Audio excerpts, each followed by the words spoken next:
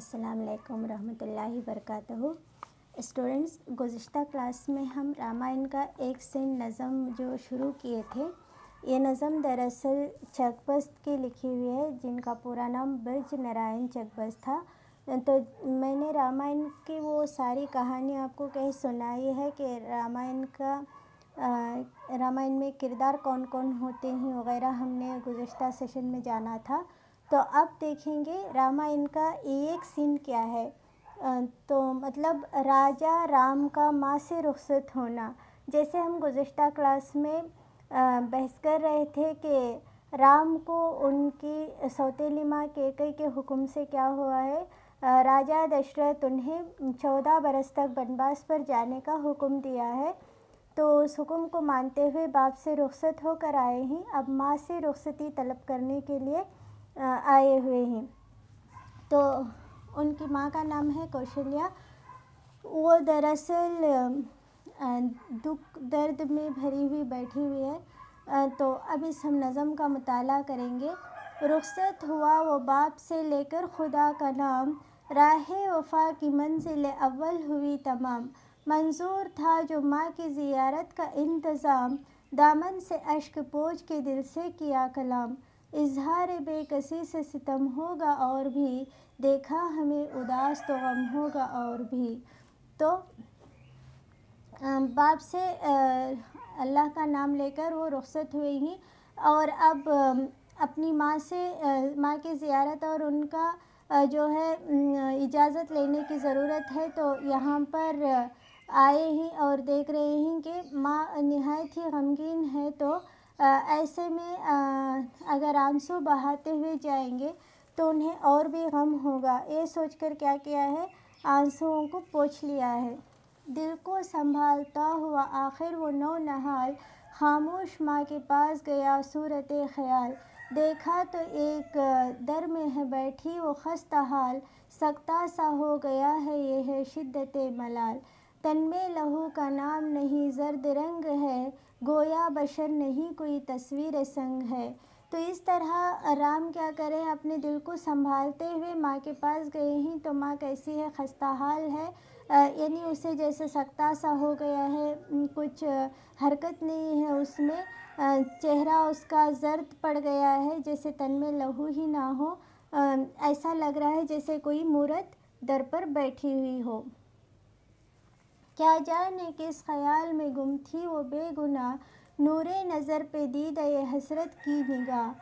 جنبش ہوئی لبوں کو بھری ایک سرد آہ، اس لی گوشہائے چشم سے اشکوں نے رخ کی راہ، چہرے کا رنگ حالت دل کھولنے لگا، ہر موئے تن زباں کی طرح کھولنے لگا۔ تو پتہ نہیں کن خیالات میں وہ کھوئی ہوئی بیٹھی تھی، جیسے ہی رام پر اس کی نظر پڑتی ہے تو اس کے آنکھوں سے آنسو جاری ہو جاتے ہیں۔ آخر اسیر یاس کا قفلِ دہن کھلا، افسانۂ زرائد اور انجو محن کھلا، ایک دفترِ مظالم چرخِ کہن کھلا، وا تھا زبانِ خم کے بابِ سخن کھلا، درد دل غریب جو صرفِ بیاں ہوا، خونِ جگر کا رنگ سخن سے عیاں ہوا۔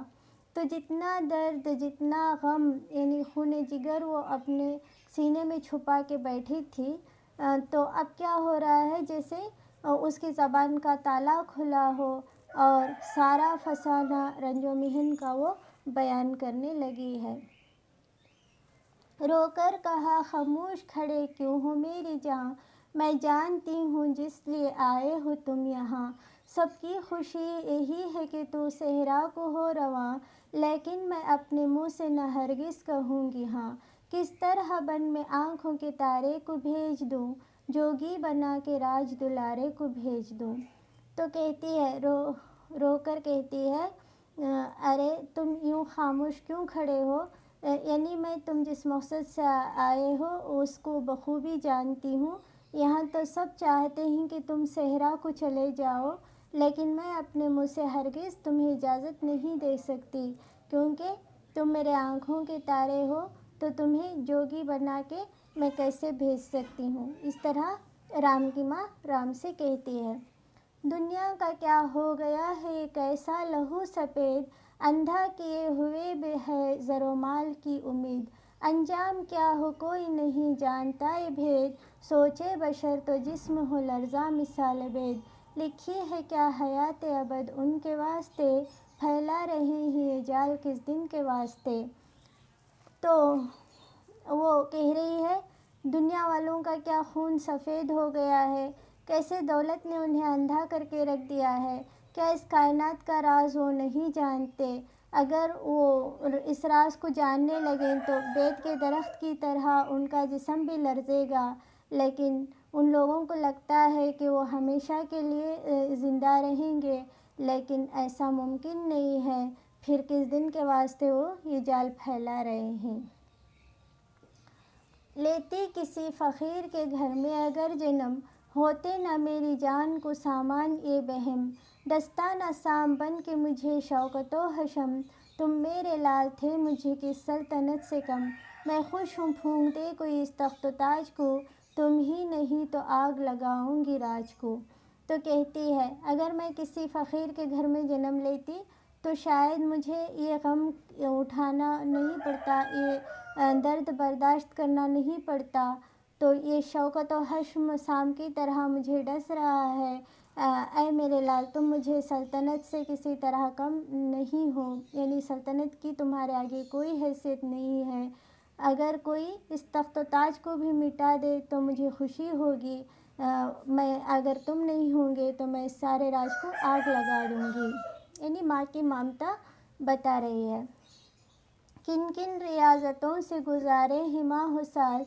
دیکھی تمہاری شکل جب اے میرے نو نہال، پورا ہوا جو بیاہ کا ارمان تھا کمال، آفت یہ آئی مجھ پہ ہوئے جب سفید بال، چھٹتی ہوں ان سے لیا جوگ جن کے واسطے، کیا سب کیا تھا میں نے اسی دن کے واسطے۔ تو وہ جس طرح اپنے بچے کی پرورش کی تھی ان سبھی دنوں کو یاد کر رہی ہے، میں نے ماہ و سال کیسے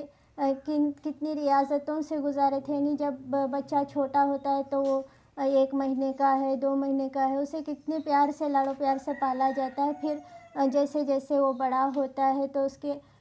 ارمان نکالے جاتے ہیں جیسے شادی بیاہ وغیرہ، تو یہ سب کچھ میں نے اتنے ارمانوں سے کیا، لیکن اب جب سفید بال ہوئیں تب یہ آفت آئی ہے مجھ پہ، یعنی جن کے لیے جوگ لیا تھا، جن کے لیے ساری ساری رات جاگ رہی تھی، آج انہی سے جدا ہونا پڑ رہا ہے، کیا میں نے سب اسی دن کے لیے کیا تھا،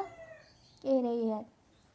ایسے بھی نامراد بہت آئیں گے نظر، گھر جن کے بے چراغ رہے آہ عمر بھر، رہتا میرا بھی نخل تمنا جو بے ثمر، یہ جائے تھی کہ دعا میں نہیں اثر، لیکن یہاں تو بن مقدر بگڑ گیا،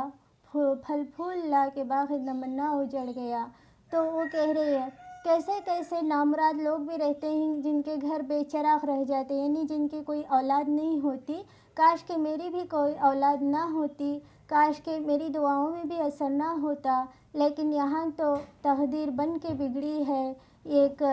باغ جس میں پھل پھول ہونے کے باوجود وہ اجڑنے لگا ہے۔ تو اسٹوڈنٹس، ماں کی ممتا اور اس کی دل کی تڑپ کو یہاں پر ہم نے اس سیشن میں جانا ہے کہ وہ کس طرح رام سے جدا ہونے پر پچھتا رہی ہے، اور اس کے بیٹے کو یعنی رام کو بنواس جانے سے اسے درد محسوس ہو رہا ہے۔ تو اسی پر یہ سیشن ختم ہوتا ہے، انشاءاللہ اگلے سیشن میں ہم یہ نظم کنٹینیو کریں گے۔ اللہ حافظ۔